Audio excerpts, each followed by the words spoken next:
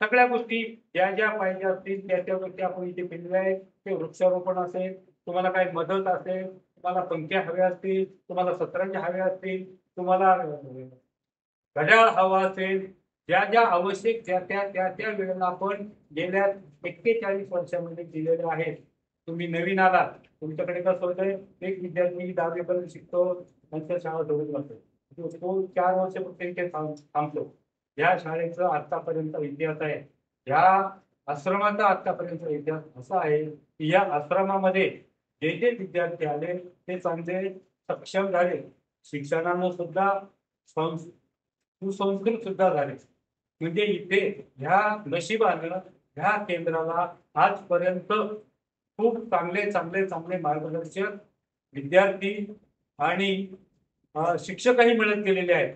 त्याच्यापैकी एक अश्वंतर मॅडम तुमच्याजवळ आहे, असा टोपाने आले, त्याच्या आधी संदीप होते.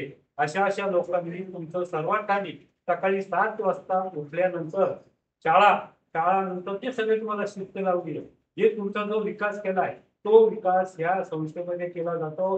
म्हणून आम्हाला ही संस्था आवडते, म्हणून या आम्ही संस्थेमध्ये येतो. आणि जे जे आम्हाला शक्य होईल ते आम्ही या युथ काउन्सिल नेहरू या संस्थेच्या मार्फत करतो. इथे जे सगळं आलेले आहेत हे सगळे सदस्य आहेत. म्हणजे आता या सगळ्यांनी 70 ओलांडलेली आहे.